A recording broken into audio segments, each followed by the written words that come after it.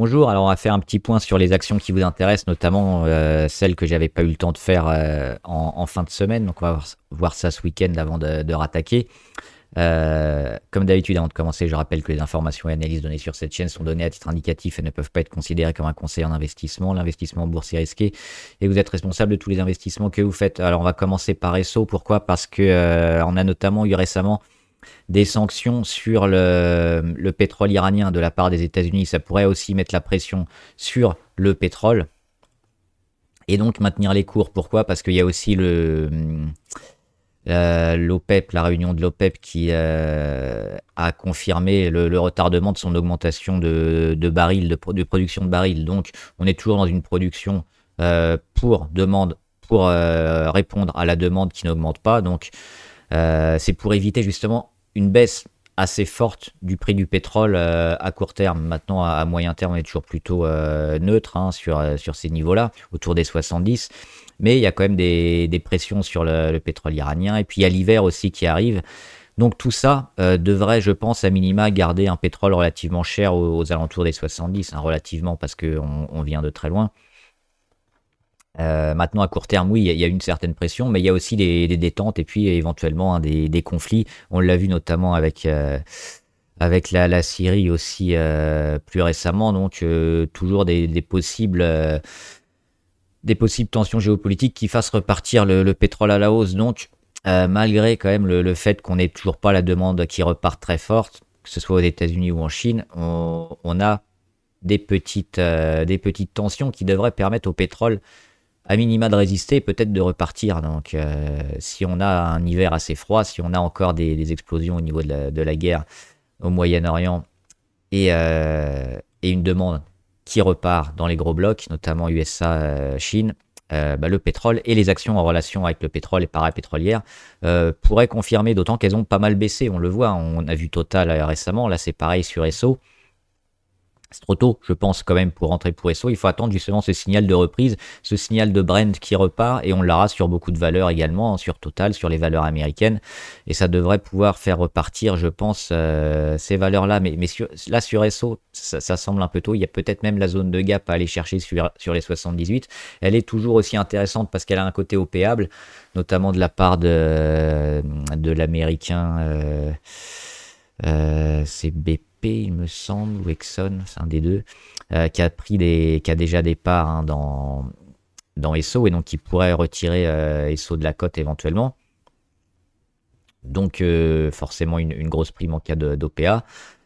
Mais pour l'instant, oui, on est dans une période un peu de tassement sur le pétrole. Je pense qu'il faut être un peu plus patient. Amersport en avait parlé hein, après ses plus hauts, probablement de revenir tester cette zone intéressante sur les 18.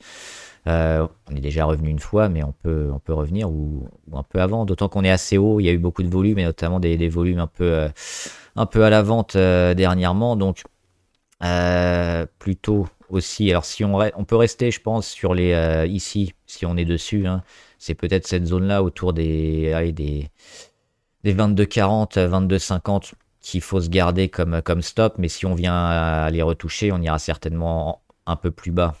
Sinon, pour rentrer une première fois, je pense qu'il faut là aussi être patient et attendre une consolidation du cours bloc INC. C'est un peu le même principe hein, avec le retour sur les grosses zones énormément testées ces derniers temps, à savoir les 87, pas 85, plutôt 87. Qu'on avait été chercher ici au mois de novembre. Donc là aussi, peut-être un retest. C'est pareil, hein, on est très haut niveau MACD. Par contre, ouais, les volumes sont intéressants. Donc ça donne une bonne dynamique pour le moyen terme. Donc à court terme, c'est ça, c'est un peu de construction de retour, mais éventuellement hein, une attaque des 120 courant 2025. Equasense, c'est très négatif, hein, ce genre de graphique. Il faut être prudent parce qu'on peut être emporté très loin pendant très longtemps, très bas. Donc éviter de rentrer sur ce genre de choses, ou alors si on rentre, c'est à très court terme, comme ici, avec justement, on le voit, l'inversion de tendance, donc on voit qu'il y a un possible rebond, donc si on veut rentrer sur des rebonds là, on met le stop un peu plus bas que les derniers plus bas, et si effectivement le cours repart à la baisse, on quitte, on aura perdu quelques pourcents, c'est pas énorme, on le voit, on peut perdre 3-4%, mais on aura tenté un rebond. Celle-là me plaît pas forcément beaucoup, mais des fois c'est un peu le genre de config où on peut jouer les rebonds parce qu'on est proche éventuellement d'un début. Mais ça sera qu'un rebond technique et c'est plutôt quand même assez spéculatif et à éviter. Évolution AB, alors là aussi elle a comblé le gap, ça c'est plutôt pas mal, hein. Le gap qui était ici sur les 9,50, elle est revenue sur son plus bas du mois d'octobre 2023 sur les 935. Là aussi, c'est trop tôt parce que je pense qu'on va avoir pas mal de construction ici et ça va durer, on le voit probablement encore fin décembre, début janvier. Avant de prendre une décision, il faudrait surtout casser ça, cette oblique. Donc ça nous ramènerait alors actuellement sur les 1048 et fin janvier, ça nous mènerait sur les 1000 à peu près. Donc c'est toute cette zone-là qui mérite d'être travaillée et d'être cassée à la hausse. Et là, on pourrait se dire, ça vaut le coup de rentrer un peu tôt. GameStop, alors je crois que c'est le 10 les résultats. Je crois que j'avais encore une semaine de décalage sur les actions US. Donc ça doit être mardi. Résultat de GameStop avec, on le sait, la chasse au coût, hein, fermeture de quelques magasins, on licencie un peu, on réduit les coûts, on relance un peu la machine, on axe un peu la stratégie sur notamment les jeux d'occasion où il y a pas mal de marge.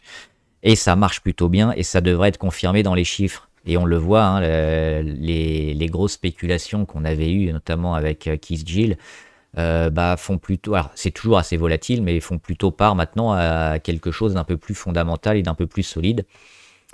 Ça peut être intéressant. On voit ici hein, les volumes qui reviennent depuis le 10-11 novembre à peu près. Et l'avant-résultat. Et finalement, on est plutôt orienté à la hausse. Alors les mauvais résultats peuvent tout doucher, évidemment.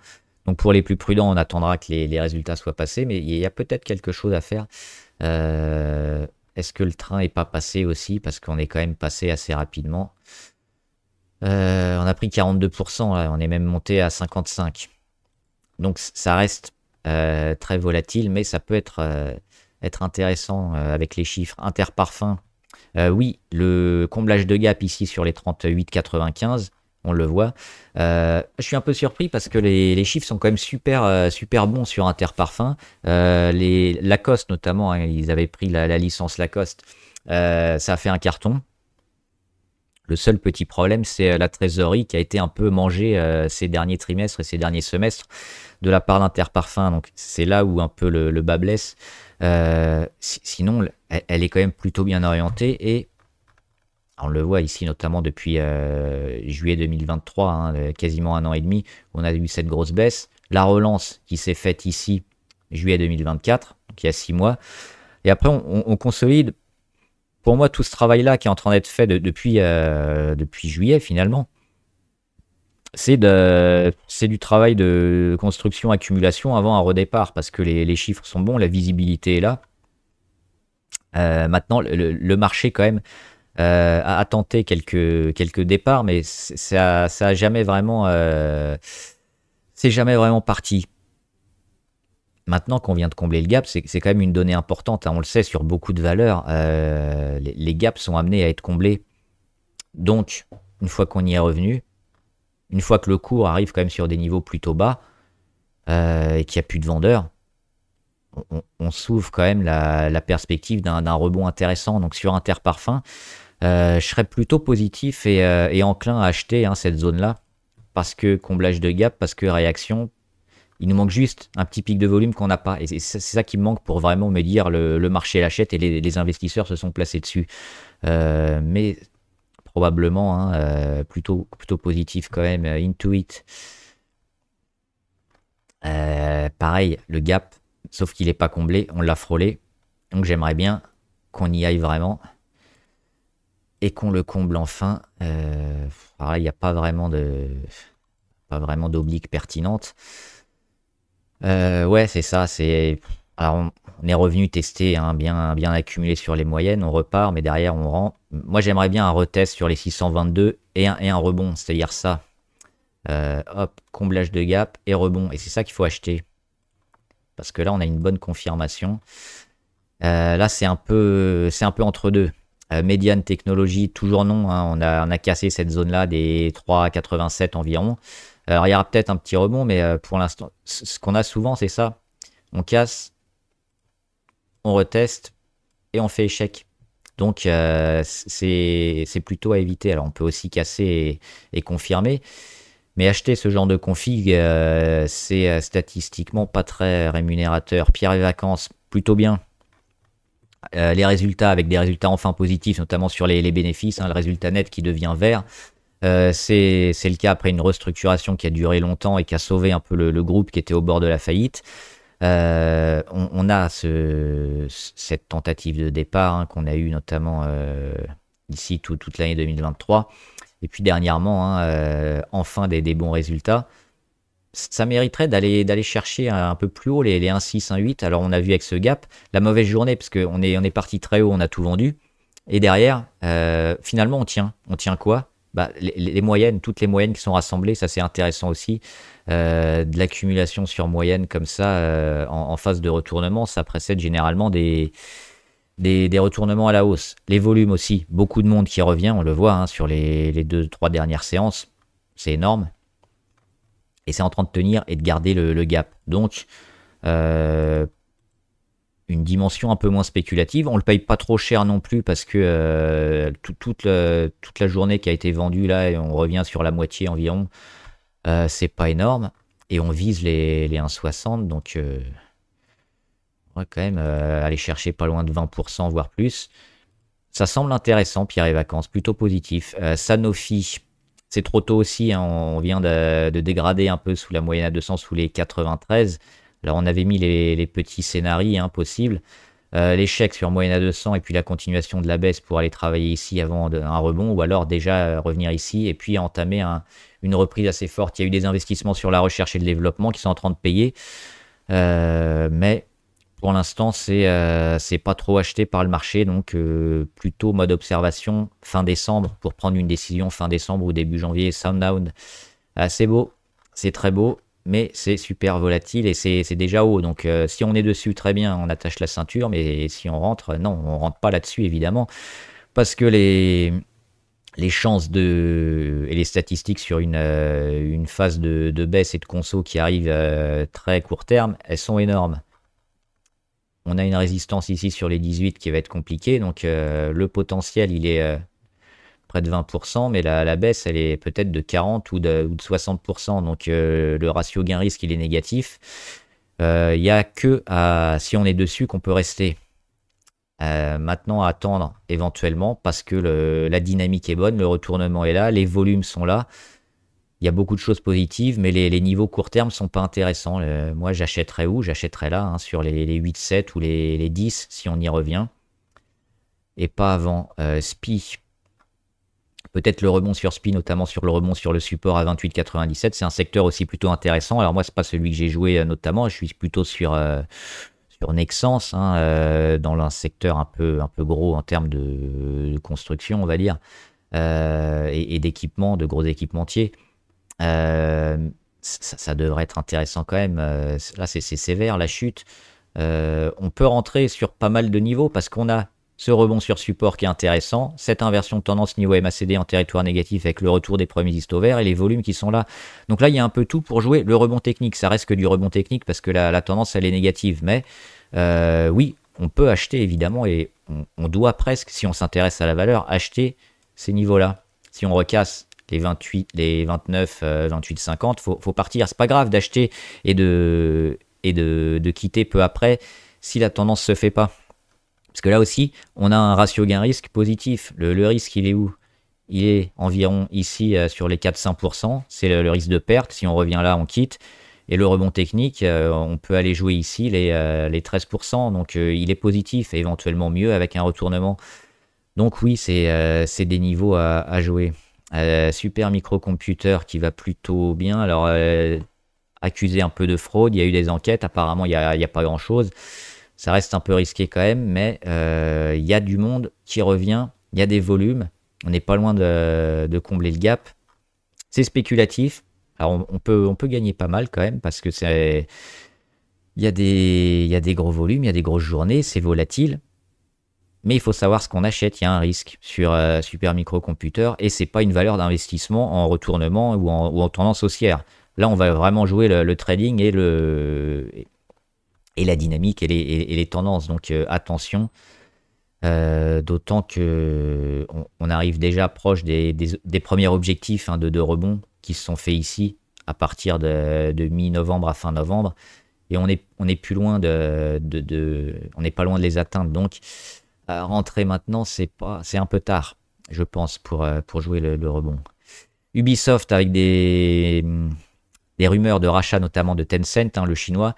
Pourquoi c'est intéressant? Parce que ça commence à revenir de plus en plus les possibilités d'OPA sur Ubisoft. Alors, une OPA complète pour retirer Ubisoft de la cote ou juste un partenaire pour aider financièrement. Parce que Ubisoft, ils ont fait plusieurs échecs, notamment avec un jeu Star Wars. Ils ont réussi à faire un échec sur Star Wars, ce qui n'est pas quand même donné à tout le monde. Hein. Quand on a une licence comme ça, réussir à le flinguer, c'est du beau boulot. On a eu un autre échec aussi, j'ai oublié le nom. Et puis il y a Assassin's Creed qui a été reporté pour éviter justement un échec. Donc, et il y a eu des fermetures d'usines et des grèves aussi. Donc ça, c'est un peu le tableau est un peu complet sur Ubisoft. Donc ils sont en grande difficulté. Et ça renforce la possibilité d'aide financière et donc d'éventuellement d'OPA, amicale ou pas, de la part de Tencent, on verra. Mais au moins l'apport un peu d'argent frais et de rentrer au capital d'un partenaire. Parce que là, c'est le moment, parce que le studio est en difficulté et parce que la valorisation est revenue sur des niveaux assez faibles. Hein, on cotait à 80, 90 il y a quelques années. On passe à 60, on passe à 30. Aujourd'hui, on est à 10. Donc c'est catastrophique. Donc oui, les rumeurs, si elles existent et qui sont probablement fondées, alors on va voir s'il y a toujours des discussions et ça va peut-être aboutir, ça va peut-être pas aboutir, on ne sait pas. Mais c'est une possibilité quand même plutôt intéressante de par tout ce qu'on a dit avant. Donc on peut jouer éventuellement un rebond pour aller chercher, oui, les 17, 18, 19, hein, par là, éventuellement. Sur Ubisoft, c'est spéculatif, ça va bien bouger ces prochains jours sur des news, mais ça peut être intéressant. Viking thérapeutique, plutôt négatif à court terme, hein, on l'a vu, ça a cassé. Il y a les autres concurrents, notamment Eli Lilly, qui sont plutôt intéressants. Novo Nordisk va aussi donner des chiffres sur, alors pas les chiffres fondamentaux d'entreprise, mais des données sur les médicaments et les sémaglutides, hein, pour les produits anti-obésité. Viking thérapeutique, c'est une petite valeur à côté, hein, c'est un nain par rapport aux deux géants. Mais est-ce qu'ils peuvent se tailler une petite part de marché ou pas? Certainement, mais on a vu déjà que la spéculation avait pris. Et derrière, on revient un peu à la moyenne. Et pour l'instant, on attend d'en voir un peu plus et d'avoir des chiffres un peu meilleurs sur les données et sur les ventes.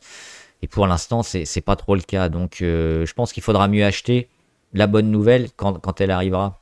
Anticiper à ce stade, c'est un peu risqué, je crois. Vinci, j'ai fait une vidéo sur Vinci, donc je vous invite à regarder si ça vous intéresse. Virgin Galactic, 2025, hein, fin 2025, Virgin Galactic avec les vols qui devraient reprendre, je crois, en 2026. Donc on est dans du long terme. Ça dilue pas mal quand même, mais depuis un moment, et notamment 2024 plutôt, été 2024, on bouge plus trop. Il y a quand même pas mal de volume. On a arrêté la baisse. Ah, c'était une valeur. Alors, elle cotait pas à ces niveaux-là, hein. C'était pas 1250 $. Il y a eu une dilution. Je me souviens plus combien ça cotait, mais je crois que c'était plutôt 10 fois moins ou quelque chose comme ça. Donc attendre, hein, mais éventuellement, oui, sur un début de réaction. Ça reste toujours du long terme et du spéculatif à ce stade. Il faudra attendre éventuellement les news sur les réservations de tickets qui coûtent très cher. Je crois que c'est autour de 400 ou 500 000 $. Et la capacité de la navette à avoir plusieurs passagers et à réutiliser la même navette sans le faire passer par la case réparation qui immobilise la navette et qui coûte un peu d'argent. Donc c'est ça qui va être important, je pense, et qui permettra peut-être à Virgin de enfin décoller. Là aussi, il faudra peut-être remettre un peu au pot quand on verra des réactions. Pour le moment, il faudrait quand même que ça tienne et qu'on arrête de faire appel au marché et de diluer, parce que là, ça va commencer à être inquiétant si on baisse et si on casse les 5 ou les 4 $ et Xpeng. Les véhicules électriques toujours plutôt favorables, notamment en Chine avec les aides de l'État, ça les rend beaucoup plus performants. est beaucoup plus compétitif que les valeurs européennes et américaines. Et, euh, et avec la Chine, qui est sur des niveaux assez bas, qui a priori a quand même plus de chances de rebondir que de repartir parce qu'on est déjà un peu au point mort. Moi, ça me semble plutôt intéressant. Et puis, le marché européen aussi, on en voit hein, des Xpeng, des BYD, des véhicules chinois, on en voit de plus en plus. Hein. Après la vague Tesla qu'on a eue en Europe, on a maintenant la vague de véhicules chinois. Donc ça, c'est pour le continent européen. Alors, aux États-Unis, il y a un peu de taxes, mais ils en vendent aussi. Et puis, forcément, le marché domestique hein, en Chine. Donc, moi, je suis plutôt favorable, on le voit. Hein. Le beau retournement long terme qui est en train de se faire ici, avec toutes les moyennes, notamment les plus longues, on les voit se retourner. Donc oui, on joue plutôt le long terme aussi sur une valeur comme ça. Il y a eu des beaux rebonds, des beaux volumes. Quel objectif on pourra avoir bah, surtout des chiffres macro hein, qui confirment la bonne santé et le rebond sur les véhicules.